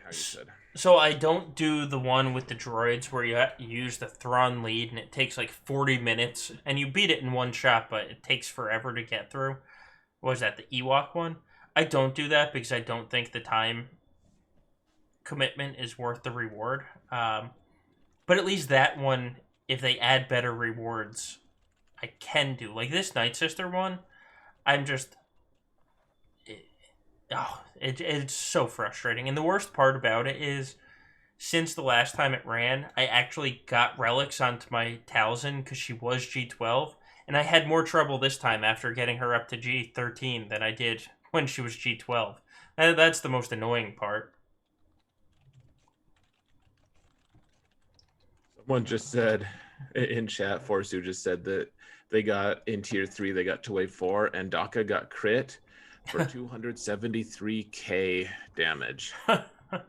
Yeah. And I'm like, that doesn't even surprise me at all. No. It's just obnoxious AF. Yes. Yes, it is. Maybe when they make Ahsoka Fulcrum Phoenix tagged, maybe that's the secret to tier 3 of this event. Oh. I doubt it, but I mean... I'm so Yeah. sad right now. All right. Next podcast question, because that's what we're Yeah. working on. This has to do with the mod changes. So, with our offense primary crosses and triangles now absolutely garbage, since secondary offense can get potentially higher, how excited are you for having Vader at 30% potency, 10% offense, and a 30 speed on a cross? If I can get that cross, I would be amazed. I hope I can. That would be fantastic. If I get that cross, I don't know if it's going on Vader though. We'll see. We'll see how. We'll see who else might get it. But offense primary is never going to go out of style. Even if you can get a higher secondary than the primary, why wouldn't you want an offense primary cross? Like if you're putting an offense primary on somebody, why wouldn't you want that extra offense on them? Like I just don't. I don't think that will change anything. Yeah. Probably not. I don't think offense primary crosses are absolute garbage. Like secondary offense can get higher potentially now. They can't really though. And that they're right because my I did. highest. Or wait, well you keep talking. We looked at. I talked about this with you, where I looked at my highest offense secondary, because somebody else was talking about it. We can look that up. That's researchable, isn't it? On GG, like we can actually look at the best offense percentage. Yeah, I was just gonna honestly sort my mods and see, because I have a couple that hit 5 times. I think you get close, but I don't think you can actually surpass the 8 point whatever. Like it's nice Right, to get it. That's super cool to get it if you can. And on Vader that would be pretty cool because you want that potency cross. Like you need that potency cross anyways. So right. I don't know. I don't think they're negated at all. Like, and it plus it's easy to get them. Like right now, you're still gonna have to do a lot of work to get those really high secondary numbers. Uh, Right. I I don't think I don't think offense Wow. percent is negated at all. Right. It was my alt that I looked at, and my highest offense secondary is 5.4%. I think on my alt. Yeah, there we go. Sort, and apparently Yeah. this game does not like sorting mods, but yeah, 5.64% offense is my highest. That's with 4 rolls. So even giving it one more roll, it's not going to be 8.5. Um, Right. and like somebody else just said in chat, and a few people are saying now, the max is still going to be the max. It's not because you're still capped at five rolls on offense. So nothing's going to change about the max that you can put. It's just going to be now you might have 5 rolls into offense and 4 rolls into speed or 3 rolls into speed. So that's what's going to be changing. Yeah, exactly. Like the mod will get better, but not in that particular thing. Like Yeah. if there's a flat offense secondary on there, like sure the mod can I guess hold more offense, but Right. you shouldn't really be trying for that number these days. Anyways, you need that percent increase Yeah. Right. until seven Exactly. dot mods come, and Yeah. the modifier for those is crazy for flat offense, but Right. that Let's not think that'll about be in a those. few years. Yeah. All right. Next question. How would you mod Nest on defense with Galactic Legend Ray to hinder the Vader counter? And I'm asking you specifically because I know, like you just said, you've run Nest on defense. So I think that the ideal actually for Nest for that situation, I think you take a fast Nest with potency is what you do. Like you don't need the damage necessarily, like you just want to make her fast with a lot of potency so you can get that daze off as quick as you can. So you're not getting they can't gain bonus turn meter from stuff. I think that if you're gonna do it, that's probably the best. I was just throwing I threw Nest in there just to mess with my opponents, see if they'd, like change their team comps. And I took a couple hits to get through for one of my opponents. Another opponent got through it in one shot. I'll have to see what GAC history shows, but I think potency and speed, that because you want Nest to daze people. What do you think, Sola? Yeah, I tried. Well, I didn't try it the other way. I didn't actually place it, but so somebody in my arena shard when we, this was back in like April or early May, ran a super slow tenacity nest on their arena team, and so all it did was it added to the timeout potential because if you didn't get her below the damage threshold uh, before like 1 minute left, you just won't clear the team because you're going to time out. So you can do that. It doesn't stop the Vader counter just by default. The super slow nest just adds to the timeout potential, and so because of that, one saber throw can take out Nest after she's taken a turn. So I'd say, like you said, make her super fast. If you have like a 320 Nest, then you add in the Ray lead, and she gets a days off. That's going to be much more dangerous than just a potential timeout. Yeah, well, I also think another step maybe you want to look at for Nest would be health, because if Yeah. or maybe even protection, honestly, like if you can make it so that Vader does a hit and gets her into damage immunity, I mean that's always frustrating as well. Right. Yeah. Yeah. Agreed.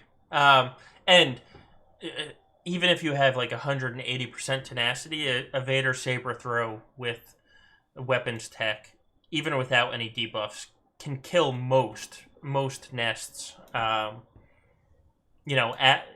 after she's taken a turn and she's just on her health and the protection is gone, a saber throw is still going to kill her. So yeah, that's how we would do nest, fast and potent. All right, so next one.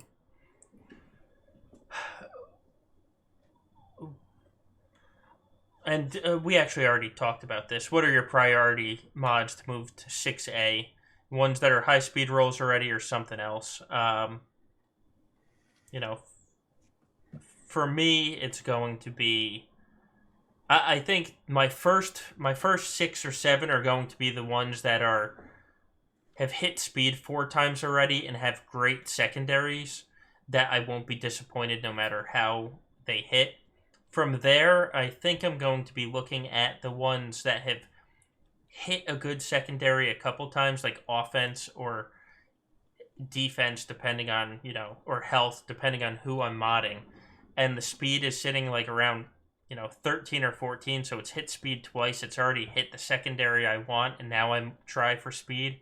I think that will be after I get my fantastic mods out of the way. That will kind of be the next gate. What about you? Um, yeah, so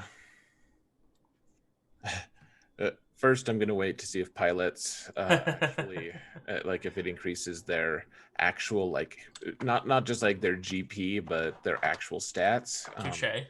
I'm guessing that it won't, but if it does, then pilots will probably end up being my first priority. uh Yeah. the next being, so probably just the mods within like the, probably like my good mods, the ones that have a couple rolls on percent offense and a couple rolls on speed, right in like the plus 15 to 19 range. That's probably speed range. That's probably what I'm going to be going for. I don't know. Like the fact is, there are a few specific mods that are going to be great candidates, and then the rest will be like mediocre. So uh like I'll do the real obvious ones first and then go from there. Like the same as what happened when we got 6E. Like there, I think that the biggest priority for 6E were like arrows Yeah. actually. Because you got 2 speed. Yeah, you get the plus speed and arrows. Arrows are like the best mods in the game, just because then you can also get some obscene secondaries, and nothing's going to change about that. Now they can still have a lot of speed. They'll be capped on speed, and we don't have to worry about that as a secondary. And instead, we can just go for the crazy secondaries. So Yeah. Well, the percent secondaries are probably what I'm going to be going for. yeah, that mod I have on my alt that's 5.6% offense secondary. That is on a speed arrow. Actually, this might be the first mod I do.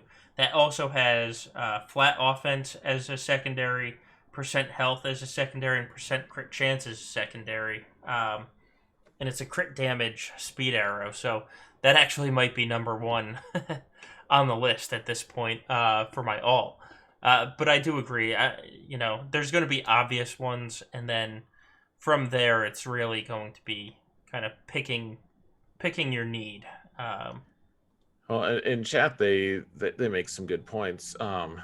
Like crit avoid or offense arrows with Yeah, speed secondaries, like it's pretty cool. Like you can actually the best you can do, and it's still going to be super vanishingly rare, but you can get a plus 30 speed secondary. Like how awesome would that be to have a good like an offense set arrow with offense what they can I don't know with yeah. a an offense. I can't talk, but how awesome would it be if you could some of these stats you could just get maxed out, like having 30 plus 30 speed, or like in the high 20s, hmm and a really high offense secondary as well. Like that would be a dream. So Well, I was helping somebody with their mods and for the cam mission, so I was helping build a cam loadout for them. And I looked at his crit avoidance arrows, and he has a plus 25 crit avoidance arrow, and it was like on a health set. And I was like, this just isn't fair. Like, where is this mod on my account? The answer is, right. I probably sold it about 2 years ago. Yep. But I was like, oh, this is God.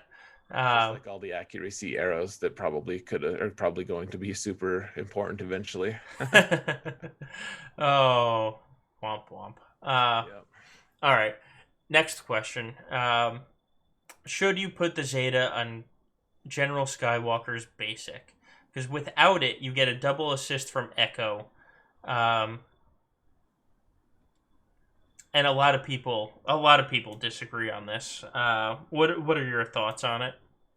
It's actually really interesting because also on the basic, if you don't have the Zeta on, then you just do you do that hit. Well, now I'm trying to remember what the basic does. Like, does it give you the double attack, and you only do one otherwise? Well, if you don't give the Zeta, it's you do two basics. Yeah, you still do two basics. If you Yeah, do the Zeta, you do that other attack.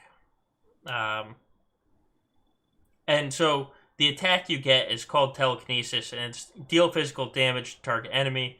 If possible, this attack will crit hit enemies with armor shred. If the target enemy is dazed, it reduces General Skywalker's cooldowns by 1.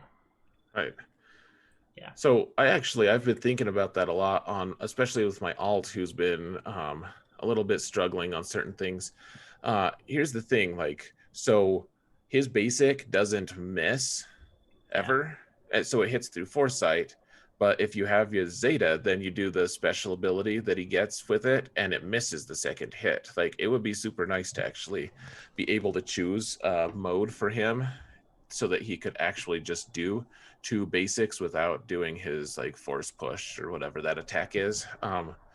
Like that would actually make a substantial difference, or make that ability so that it doesn't miss either, because that's super frustrating to me. I'm like, I want to do two hits, but one of them's just going to miss. Uh, and if I didn't have the Zeta, I would do both hits. So All right. So let me counterpoint that, though, because I do think it can go either way. So I'm not saying you're wrong as much as let me just play devil's advocate here. So, I run the Ray mirror in Arena daily, and my first move with General Skywalker is to do the daze first, because I'm usually hitting Jedi Knight Revan, who has lifeblood on him, and I want the daze first because then he follows up on that special attack with a Sundering Strike, which does more damage when the opponent is dazed. And then I use Jedi Knight Luke to call Skywalker to come in and assist, and I'm only hitting somebody that's dazed at that point. And I will be honest with you, I want, when I'm hitting their Jedi Knight Revan, because it takes a minute and a half to get this bastard killed, I want to be using Skywalker's big hits more often than I do with like the armor shred or the daze than I am his basic, and I want his cooldowns to be reduced when I'm hitting Jedi Knight Revan in this mirror match. So for me, yeah, you would hit through Foresight, but it really doesn't matter in the Rey mirror matches. Reducing his cooldowns matters a lot more than just getting one more hit on their Kenobi through Foresight. So Yeah. I actually like the Zeta on the basic. Um, so that's kind of my feelings on it. I Like I think said, it could go either way though. I think in general I do like it too. I would still advise people to get it. I find myself very frustrated by the fact I can't like choose to do it. Yeah, So that's fair. And I do think your opponent, because even if you use Sundering Strike first, he follows up with the Daze second. So on your second turn with Skywalker, unless they have high tenacity or they've cleansed it, your opponent's going to be dazed. And I think when people tell you that you want Echo assisting, and so you don't want to give the Zeta because you want Echo to assist, I think they're negating the fact that Skywalker's cooldowns are being reduced. Because that reducing his cooldowns is not a small thing. It's not just like it's you're either going to get two basics and calling Echo twice, or it's just going to be a different attack. You're also reducing cooldowns. right. Well, yeah. I don't know. I think there's probably good points on both sides, but Yeah. It's not. I'm not. This is not the hill I'm dying on. It's not like Taliesin Lead where I will fight it to the death. I just think that for me personally, it's better to have the Zeta. yeah. And I agree that it can be situational as well. Yeah. So, um, All right. So what's our next one? yeah, the next one is actually the one that we carried over from last week because they came in chat and asked us to answer it this time. So Jeez. on our Discord server. So let's approach it, and if we have to approach it again at a future point, we can. Yeah, we're running out of time here. Yeah. So, But so for newer players, there's an ocean of content to farm, and there are multiple high value teams to pursue.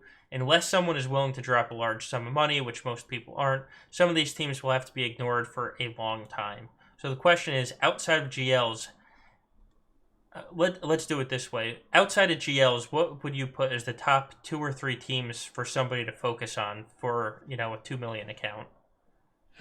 so early on, I think so. Commander Luke is super accessible, and especially now that Chupio, he's farmable super early on. Like that team is something you should be focusing on because it hits all the bases of just a really good foundation to be Yeah. able to win early on. Like Commander Luke counters a ton of early game stuff. You also get bounty hunters because with the Commander Luke team you have Chewie on there. You need bounty hunters for that. You need bounty hunter ships so that you can complete the some of the different events and everything, so that you get more upgrade mats and everything for fleet. And so I think that like really early on, Commander Luke is a great guy to go for. I think that the goal too, like the other thing you want to really aim for is like General Skywalker is like, I'm not saying you need to get him specifically right away, but all the characters that you need to unlock him are super relevant. Yeah. Um, and it would be hard not to want to just point yourself straight at that. So, like trying for the Commander Luke team. That also includes farming up your Ewoks, and I know that's not super popular, but it is actually a very strong squad all the way into Division 2, apparently. I got a bunch of holds on my alts Ewoks this week. And anyways, it's I think that like every character that you need to unlock the Commander Luke, the full Commander Luke team, and the General Skywalker team. Those are probably the two I would really point at. So that also includes unlocking like Padme, etc. But what are your thoughts, Solo? I mean, with your all, you are much closer to this level than I am. But I still watch a bunch of the D3 or Division 3 or Division 2 streamers at least. And I kind of see what they're doing. And a lot of them that I've noticed are very successful and don't even have the full Darth Revan, full General Skywalker team yet at this point. Like, look at a guy like Fort Mort. If he's still in chat here, he just unlocked gas. He still has, I think, a Gear 8 Malik. And he's still being very successful. So I think what you say is absolutely correct, and I would take gas over Darth Revan almost any day. Yep. So I wouldn't ignore them, but I think you can still be successful with building up a big base of teams, instead of just focusing on, eye on the prize, I'm getting this team, then I'm getting this team, then I'm getting this team. I think you can afford to kind of build up your roster and not necessarily ignore anyone. Just you don't need to fast track somebody or fast track one specific team. Except for CLS, I do agree with you that CLS team, especially with Chupio, I mean he's early game counter, mid game counter, late game counter. You apply gear to him, and you won't be upset about it. Yep. Yeah. I mean, just go for everything. Right. Right. The next question. No. Well, the next question is your question, so we can push that till next week. Because we are. So our next segment, we're kind of wrapping up here, sort of. We both pretty close. We both play alts. My alt is sitting, I think, at 6.4 million at this point. Your alt is, what's your alt at now? It's Division 2. 4 million. 4 million. So we have different alts. How did your alt has also finished top 3 in Grand Arena, finished top 10 a couple times. So how did your alt start this week?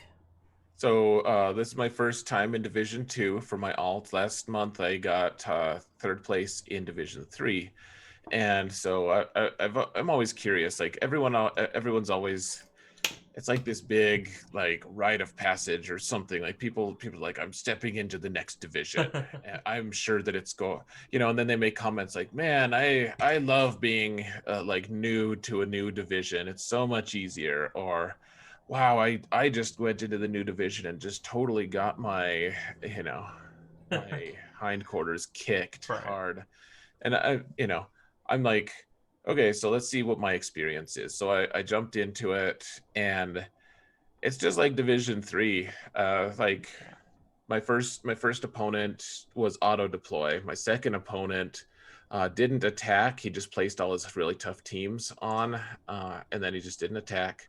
And then my third opponent tried, but in the end he couldn't clear my Ewoks or my negotiator fleet, which is like the common recurring theme in Division 3 and all the other previous divisions. So like I got full clears. I think I failed one attack the whole time, and that was a really unfortunate. General Skywalker was fighting Darth Revan, a way better relic Darth Revan, and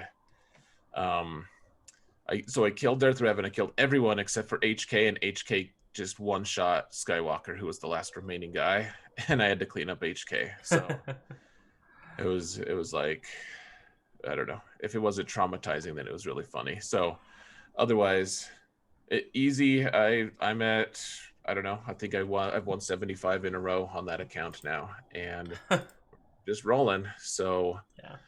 how was your week one on your alt solo? God, this week sucked for both accounts of just facing ridiculous rosters. So I started the week along with on my main getting the rematch against a very good player. I started against the guy that had double Galactic Legends and Jedi Knight Luke, and my account does not have double Galactic Legends. So the only way I could beat him was I put, because I know he puts double Galactic Legends on defense every time. So I kept my Ray for a mirror match, figuring I would kill at least one Galactic Legend. I have Jedi Knight Luke on my alt. It's not, well, Luke is ready for the Supreme Leader Kylo counter, but my supporting cast, I still had a Gear 9 Old Ben. So I tried the Jedi Knight Revan, Jedi Knight Luke counter with the Gear 9 Old Ben. I got the entire team down around Kylo, but I left alone Kylo. But my opponent had attacked, and I put a General Skywalker, CLS, and a Grievous Newt team in the top zone blocking fleets, and he couldn't clear that zone. So I couldn't clear his Kylo in the top, but I full cleared the rest of the board, including the two teams in the top zone. He couldn't clear any teams in the top zone, so I ended up getting the win. Then the second match was kind of I won fairly easily. And then in round 3, I faced somebody with 464,000 lifetime banners and a Supreme Leader Kylo. And for the first time in Grand Arena, I was able to beat a Supreme Leader Kylo with my Rey, Resistance Hero Bros, Haldo, and L3. So I was able to get through him. And then I ended up winning by 2 banners, a total of 2 banners. So I finished the week on the alt at 3-0. So my alt is back to being better than my main account. Which is super funny. It is. It is. But yeah, so that was our alt life. Brings us to the final segment of, we've had a full week that we're all trying to fix our rosters. What have you done this week to your roster to try and prepare for Grand Arena? So I didn't actually even mention this to you yet. I was trying to get this counter thing to work that I ended up ultimately failing. It frustrates me. I had this project. I was telling people about it. I was like, yeah, I got to make a video. It's going to be cool.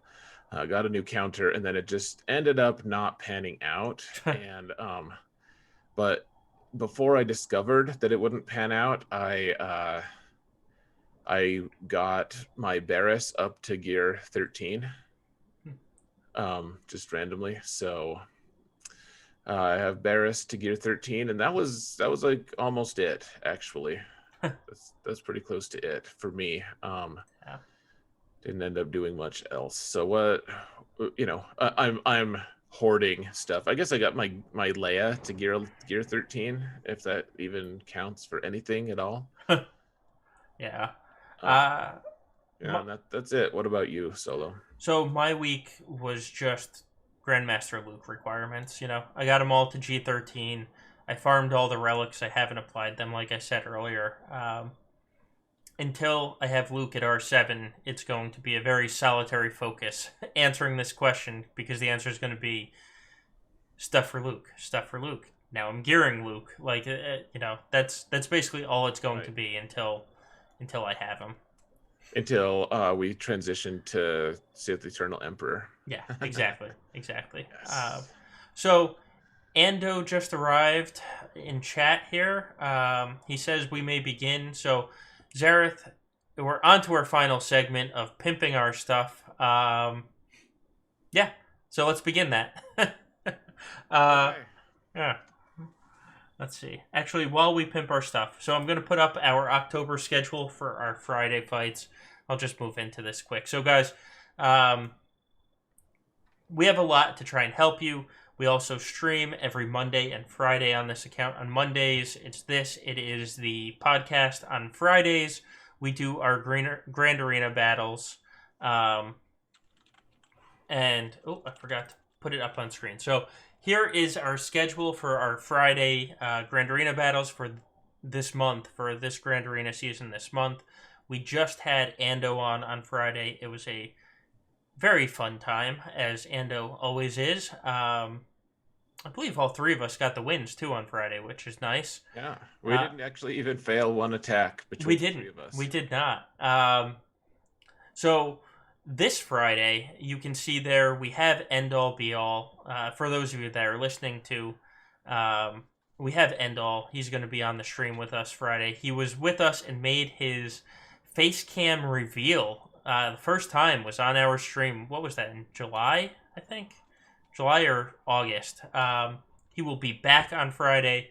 End All is smarter than both of us combined, probably. I mean, he's a man that's so good at this game that he literally handicaps himself when he's setting his defenses by, requiring, like, left-handed people that would have mustaches have to be in every single team, or whatever theme he does for the week. He is really fun to watch, so please join us. It is on the Gambit Podcast Twitch page. That will be Friday night. We both have YouTube pages. You can find Zareth by searching his name. It's Xaereth on YouTube. I am Solobase15 on YouTube, so SOLOBASS15. We both have personal Twitch pages, which we stream our Grand Arenas on Wednesdays and Sundays. You can find mine. It's just Solobase15 again. Zareth, somebody decided to steal his name. So on Twitch, you have to find him by, it's Zareth _ prevails. So XAERETH _ PREVAILS. And we usually go back to back, whether he goes first and then I go, or I go first and then he goes. So you can catch our Grand Arena battles live as they're happening and mock us to your full content if you so choose. Or, subscribe and throw a couple bucks our way. We appreciate that as well. Always. We also have a Discord channel. It is a Grand Arena focused Discord channel. Actually, it is quickly approaching the largest Grand Arena Discord channel out there, because we're only a couple hundred people off at this point. And you will notice we always have somebody there to answer questions if you have it. In fact, we highlight anybody that's made Kyber's name in blue, so you can see who has made Kyber and can answer your questions best they can if Zareth and I aren't busy.